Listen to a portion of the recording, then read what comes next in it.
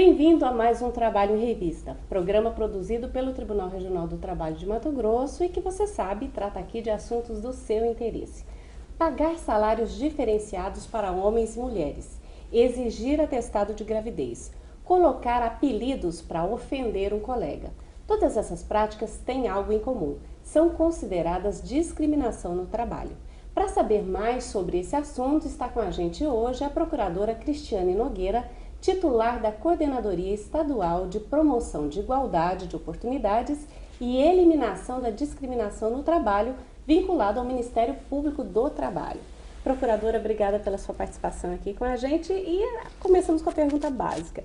O que é exatamente discriminação no trabalho? Como é que eu sei que alguém perto de mim ou que eu estou sendo discriminada no trabalho? Eu que agradeço inicialmente a oportunidade de poder falar sobre esse tema tão interessante, tão sério, que atinge tantos trabalhadores em todo o Brasil atualmente. A discriminação, Aline, é qualquer situação que cause uma exclusão do trabalhador, que tome um critério injusto, por exemplo, de gênero, de cor, de etnia, de religião, utilize esse critério para excluir o trabalhador. Pode acontecer tanto na admissão quanto na demissão também, na entrada ou na saída da relação de emprego. Procuradora, mas quando a gente fala assim, uma discriminação na hora de contratar pela religião, pela cor, enfim, para essas questões mais externas, mas quando não se contrata, quando o empregador ele vai selecionar alguém, não é normal, natural que ele contrate alguém por afinidade, que ele tenha, que se pareça mais com ele, vamos dizer assim? Sim, claro que é possível um critério de seleção justo, que o empregador escolha de acordo com critérios que estejam de acordo com a Constituição, com as leis, com os direitos fundamentais. O problema da discriminação está quando esse critério é injusto, quando ele discrimina, quando ele fere, viola direitos fundamentais, especialmente a isonomia, a igualdade. E quais as principais vítimas? A gente falou de atestado de gravidez, então mulheres. Mas tem um perfil, doutora, que enfrenta maior dificuldade, maior discriminação? Na verdade, a discriminação atinge diversos grupos. Se a gente pudesse resumir, poderíamos falar em grupos vulneráveis na sociedade. As mulheres ainda são um grupo vulnerável que ainda enfrenta discriminação e diferenças salariais e de acesso mesmo ao trabalho.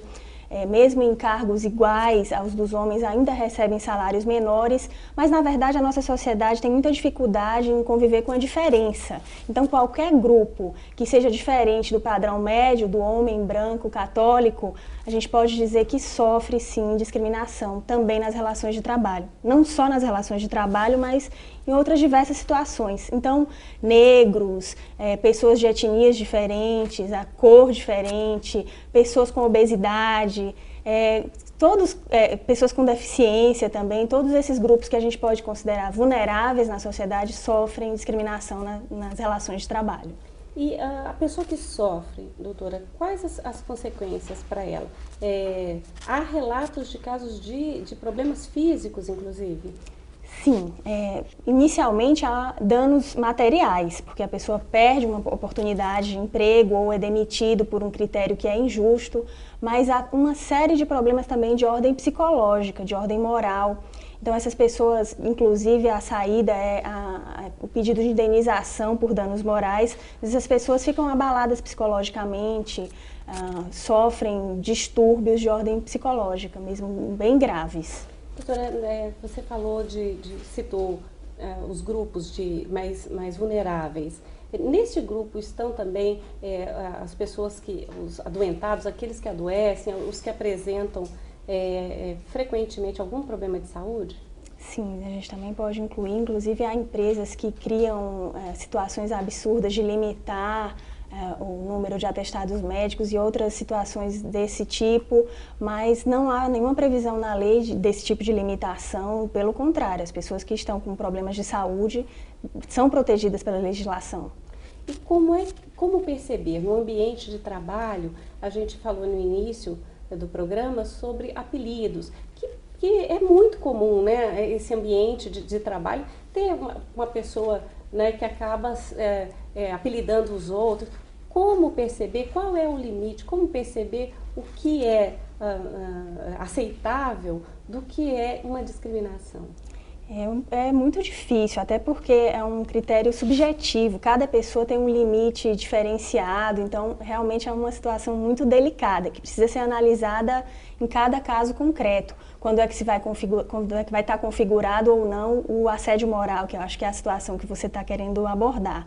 Inclusive, há novas tendências de administração de pessoal que se auto-intitulam administração por estresse, então é também muito difícil identificar até que ponto é uma pressão normal do trabalho, por prazos, por produtividade, e quando é que isso vai se tornar assédio moral ou uma situação discriminatória. É preciso analisar realmente em cada caso concreto, de acordo com a personalidade de cada pessoa, porque se isso também for extremamente rigoroso, o clima no ambiente de trabalho pode ficar muito pesado. Brincadeiras, claro que são aceitas, brincadeiras entre colegas, mas a partir do momento em que se causa uma exclusão daquele grupo, isso pode caracterizar uma discriminação. Então é isso que assim que vai ser possível identificar quando é que passa desse limite. Doutora, o Ministério Público do Trabalho, ele age coletivamente, mas o trabalhador que está nos ouvindo, né, que tem que se sinta discriminado, seja pela questão da obesidade, como você disse, seja pelo fato de ser mulher, enfim, né, o trabalhador que está nos ouvindo, está nos vendo e que se sente discriminado individualmente, ele pode fazer alguma coisa? Sim, a possibilidade, ele tanto pode fazer denúncias, o Ministério Público do Trabalho atua coletivamente, como você falou, com ações civis públicas, até porque há empresas que reiteram esse tipo de prática, que fazem isso com um grupo de trabalhadores muito grandes. Agora, individualmente é possível ajuizar reclamações trabalhistas, fazer denúncias ao sindicato para que faça uma defesa desses trabalhadores dessa categoria, porque normalmente essas empresas repetem, como eu mencionei, repetem esse mesmo tipo de prática. Doutora Cristiane Nogueira, muito obrigada pela sua participação aqui com a gente, pelas suas informações. A gente vai para um breve intervalo e volta depois com a procuradora Virgínia Henrique, que vai falar para a gente sobre as ações que o Ministério Público do Trabalho vem implementando para coibir essas discriminações no trabalho. Não sai daí, a gente já está de volta.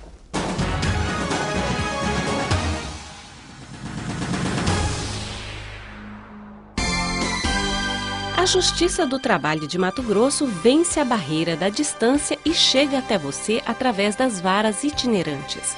Com a vara itinerante em sua cidade, você não precisa se deslocar até o município sede da vara do trabalho. Procure saber quando o juiz do trabalho estará atuando em sua cidade para que você possa exercer plenamente seus direitos de cidadão. Justiça do Trabalho em Mato Grosso. A Justiça Cidadã. Estamos de volta com o Trabalho Revista, que agora conversa com a procuradora Virgínia Henrique, também da Coordenadoria Estadual de Igualdade de Oportunidades e Eliminação da Discriminação no Trabalho do Ministério Público do Trabalho. Procuradora, em Mato Grosso, quais são os casos mais frequentes? Bem, Aline, nós temos, falando de discriminação, nós temos casos muitíssimos variados. Como a colega anterior falou, a discriminação pode se dar, falando de discriminação no trabalho, em vários momentos. Na admissão, dentro da própria empresa, remunerações diferentes, ascensão funcional diferente, promover determinadas pessoas e não promover outras, e também na dispensa. Um grande foco de discriminação que nós vemos, inclusive genericamente no estado do Mato Grosso, é o foco na discriminação na admissão, ou seja, não absorver um mercado de mão de obra que existe e que é diferenciado, que o mercado em si tem as diferenças próprias, porque nós, seres humanos, somos diferentes. E aí, na admissão, as empresas não absorvem essas diferenças. Nós temos um dado que me parece bastante significativo, que é a quantidade de deficientes no estado do Mato Grosso. Nós temos 500 mil deficientes, numa população de mais ou menos 3 milhões, ou seja, 1 a cada 6 mato-grossenses seria portador de algum tipo de deficiência. Quando você fala deficiência, procuradora, que deficiência? Por exemplo, uma pessoa que utiliza óculos, usa óculos, é considerada deficiente? Não, só pelo fato de usar óculos, não. Existe uma legislação que regula e que determina o patamar de deficiência, inclusive para considerar deficiente para prover vagas em concurso público, etc. Tem determinados requisitos que um médico do trabalho vai avaliar se seria deficiente. E aí, nesse 1 a cada 6 é todo tipo variado de deficiência, deficiência física, deficiência mental, auditiva, variados tipos de deficiência. E aqui em Mato Grosso, diante desses números que você falou, tem ocorrido, é frequente essa discriminação na admissão dessas pessoas portadoras dessas deficiências? Sim, é frequente, porque a discriminação ela não pode ser entendida só como uma ação, mas também como uma omissão. Quando existe um quantitativo enorme de deficiente, por exemplo, deficiente físico, visual, etc., e que não é absorvido, nós temos uma discriminação por omissão. E aí vem a legislação, isso no mundo inteiro, não só no Brasil, mas no Brasil, principalmente a partir de 1991, vem a legislação e vem falar, olha, eu necessito de medidas temporárias para poder corrigir essa diferenciação de ter um grande quantitativo de deficientes fora do mercado de trabalho e pouco dentro das empresas. E aí a gente tem uma lei em 91 que vai dizer, olha, todas as empresas têm que ter um percentual de deficientes no seu quadro de empregados.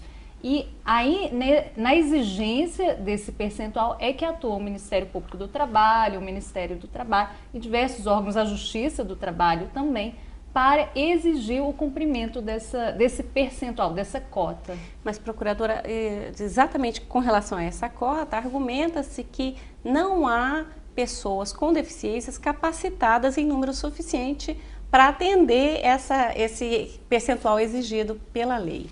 Sim, é uma grande, digamos, uma grande desculpa que nós escutamos quando a gente vai exigir das empresas. Por que não está cumprindo a cota? Aí ela fala, não tem deficiente com qualificação, etc. E aí, como resolver? Pois é um dever das empresas. Isso não é admitido. O Ministério Público não admite esse argumento e fala assim, não, tudo bem, pronto, acabou e joga a lei para o lixo. Não, a gente quer que o deficiente seja incluído no mercado de trabalho, tenha uma vida digna e a gente sabe que o trabalho é uma forma de ter essa dignidade. O que o Ministério Público pensou? Olha, nós vamos dar um exemplo, vamos fazer um projeto piloto. Fizemos um convênio com o Senai, que é uma instituição que tem know-how, que tem profissionais, que tem equipamento próprio para lidar com isso, e formatamos um curso de qualificação. Iniciamos com um curso de qualificação na área de informática, porque praticamente toda empresa ela tem um setor administrativo que poderia absorver esse deficiente na área de informática. E também no setor de alimentação, que é o setor de serviço, que é um grande setor aqui em Cuiabá, um setor em crescimento. E estamos fazendo esse curso de qualificação de deficientes.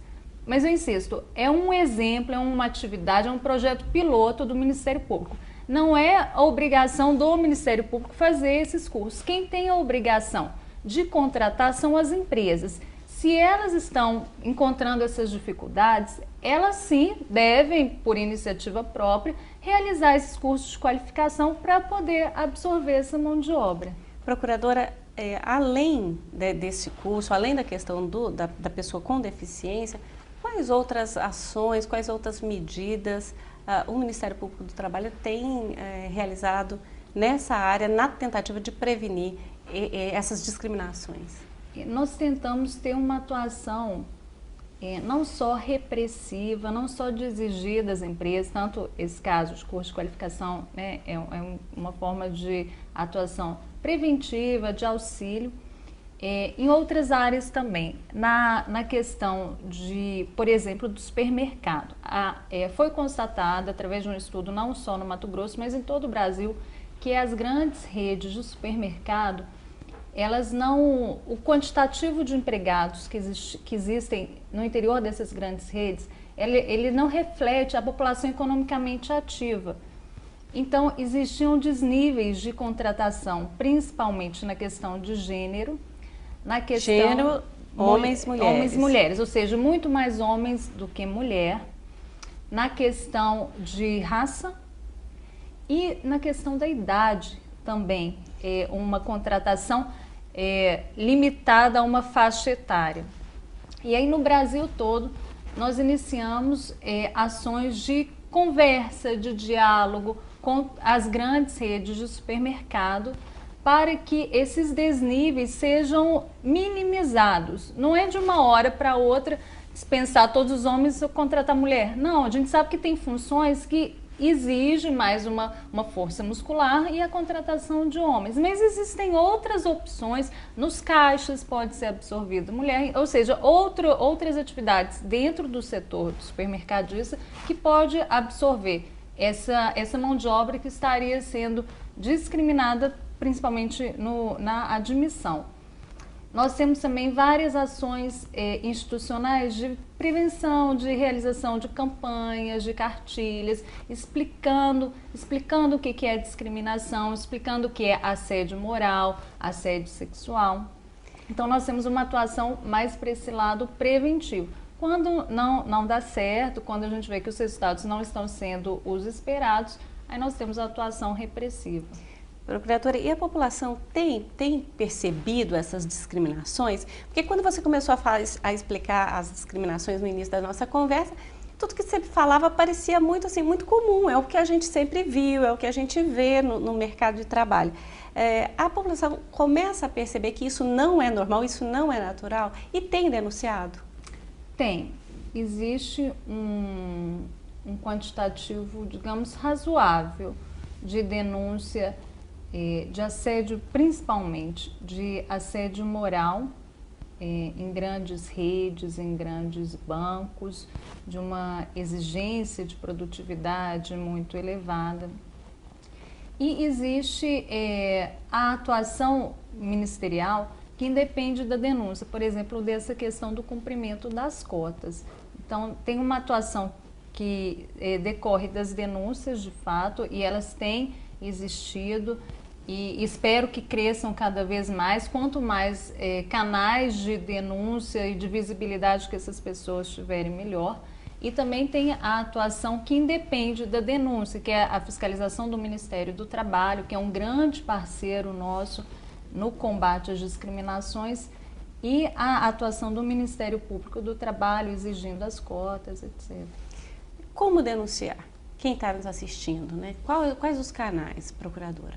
Olha, um canal muito, que eu digo que é o melhor canal, é a pessoa comparecer ao Ministério Público do Trabalho, porque ela vai ali, vai ser ouvida, vai contar os detalhes da situação, vai ser encaminhada para verificar se é uma atuação que reflete na atuação do Ministério Público do Trabalho ou se ela tem outros caminhos também que podem ser procurados, a própria Justiça do Trabalho. Então, o melhor caminho é comparecer ao Ministério Público do Trabalho, que fica no bairro Goiabeiras.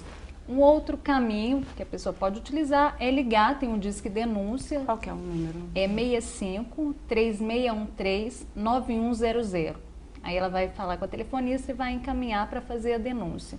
E também pode ser pela internet, pela página do Ministério Público do Trabalho, www.prt23.mpt.gov.br.